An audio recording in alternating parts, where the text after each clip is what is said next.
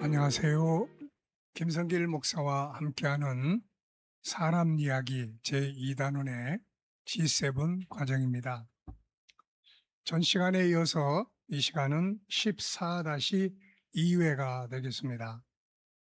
우리가 14장에서는 감정과 정보에 관한 이야기들을 나누고 있는데요. 특별히 이 중에서도 감정을 바꿔라, 이 감정을 바꾸는 부분을 다루고 있습니다. 그래서 전 시간에는 감정의 주인이 바로 나 자신이다. 그래서 내가 내 감정을 바꿀 수 있다. 내 안에 형성된 어떤 감정에 따라서 행동하지 말고 그 감정을 내가 컨트롤하라는 거죠. 그 감정은 그게 나 자신이 아니고 내 자신 속에 감정이라는 창고가 하나 있는 겁니다. 그러니까 이 창고 문을 열거나 닫거나 그 안에 있는 물건을 바꾸는 것은 내가 할 수 있는 일이죠. 그래서 감정의 주인은 나다. 감정이라는 작은 하나의 영역에 나를 맡기지 마라. 그런 이야기예요. 자, 이 시간은 이제 두 번째 내용으로 자연적 감정과 의도적 감정에 대한 내용입니다. 페이지로는 243쪽이 되겠습니다. 감정에는 자연적 감정과 의도적 감정이 있습니다. 자연적 감정이라는 것은 눈앞에서 펼쳐지는 자연스러운 정보에 의해서 만들어지는 감정이죠. 때로는 내 안에 있는 생각의 기능, 무의식이 됐든 의식이 됐든 이 생각하는 기능에서 정보를 제공하기도 하죠. 생각 속에서 신대문을 생각하고 그것을 입안에서 씹는다고 생각하면 어떤 감정이 생길까요? 아마 눈을 감고 막 쉬다고 하는 이런 감정이 형성이 될 거예요. 그리고 막 짜증나거나 아니면은 먹지 말아야지 하는 이런 감정들이 형성이 됩니다. 그러므로 우리의 감정을 만드는 그 정보를 제공해주는 장소가 두 군데예요. 하나는 눈앞에서 펼쳐지는 상황의 현장이고 또 하나는 현실과는 상관이 없는 생각의 기능에서 만들어지는 정보입니다.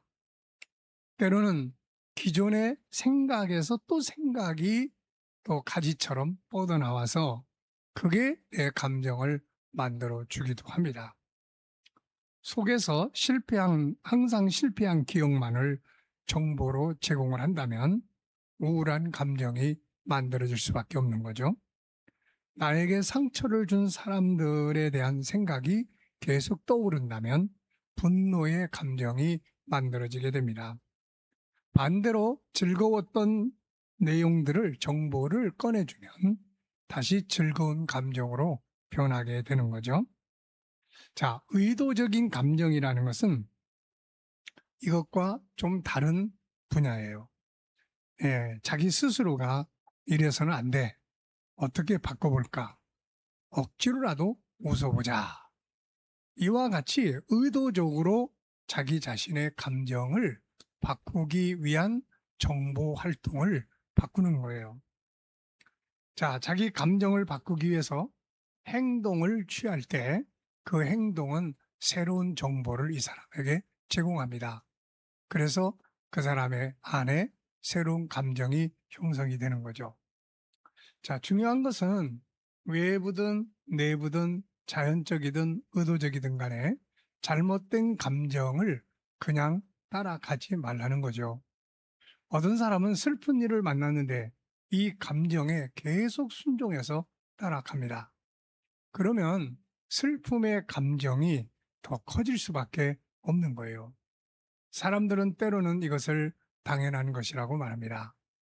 물론 울어야 될 시간이 필요한 경우가 있어요. 그래야 그 감정 속에 상처가 남지 않고 감정이 해체될 수가 있는 거거든요. 그러나 항상 슬프게 사는 거, 이거 안 되잖아요. 사람들은 이 슬프게 사는 것을 자기의 감정이니까 어쩔 수 없어라고 이야기하는 경우가 있어요. 그런데 그렇게 살아서 어떤 유익이 있을까요? 결국 본인만 손해를 보고 다른 사람에게도 피해를 끼치게 됩니다.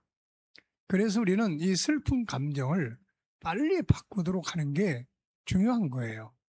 얼마든지 또 바꿀 수가 있습니다. 정보와 해석만 바꾸면 바로 이 슬픈 감정이 바뀌어지게 되는 거예요. 저절로 되기를 기다리지 말고 의도적으로 감정을 조절을 하면 되는 겁니다. 자, 의도적인 감정, 자연적 감정 아시겠죠? 정보도 자연적인 정보가 있고 의도적 정보가 있어요. 쉬운 예를 들면은 내가 아침에 눈 떠보니까 테레비가 켜져 있어가지고 그 안에서 온갖 정보들이 막 쏟아집니다. 그런데 그 정보들을 계속 듣다 보니까 기분이 좋아지는 게 아니라 기분이 나빠지는 거예요.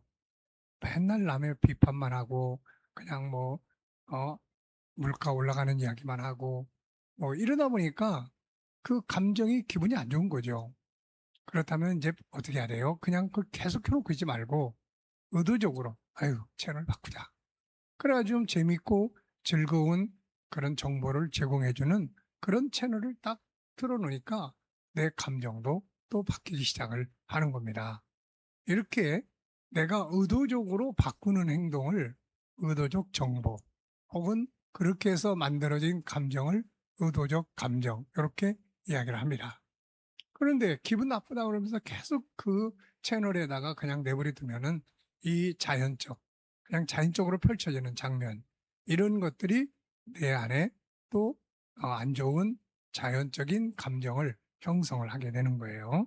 그래서 감정의 변화가 필요하다 하는 분들은 항상 이렇게 자연적 정보에서 의도적 정보로 바뀌어가는 것이 중요합니다. 자, 세 번째는 우리가 따라가면 안 될 감정들이 있습니다.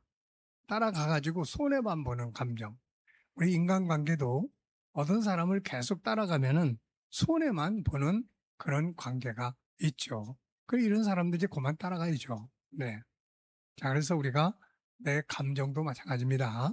따라가가지고 좋은 일보다는 안 좋은 일만 발생하는 경우도 있는 거거든요. 자, 우선 분노하는 감정. 이거는 따라가면 안 되는 감정이에요.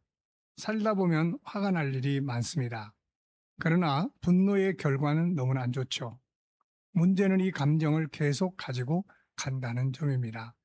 사도 바울은 화를 내도 해가 지도록 하지 말라고 권고합니다. 그 이유가 뭘까요? 분노의 감정이 해가 지도록 하루 종일 혹은 다음날 계속된다면 이게 이제 이성적인 분노로 바뀌어요. 감정적 분노가 아닌 이성적 감정, 분노로 바뀝니다.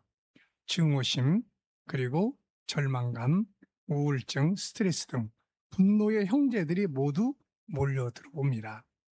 그러므로 분노의 감정뿐만 아니라 다른 감정들 역시 일단 상황이 벌어졌을 때 변화를 시켜야 하고 또 상황이 벌어졌다 하더라도 길게 가지 않도록 감정 변화의 작업을 빨리빨리 해야 합니다. 분노와 함께 우리가 따라가서는 안 되는 감정의 내용들을 살펴보면 이렇습니다. 이건 다 형제가 아니에요. 슬픈 감정, 절망적 감정, 우울한 감정, 무기력한 감정, 불안한 감정, 공포의 감정, 실패의 감정, 교만의 감정, 자기 학대에 대한 감정 등 참으로 우리가 사귀지 말아야 될, 또 잘라내버려야 될 이런 감정들도 굉장히 많다 하는 것을 기억해 두시기 바랍니다.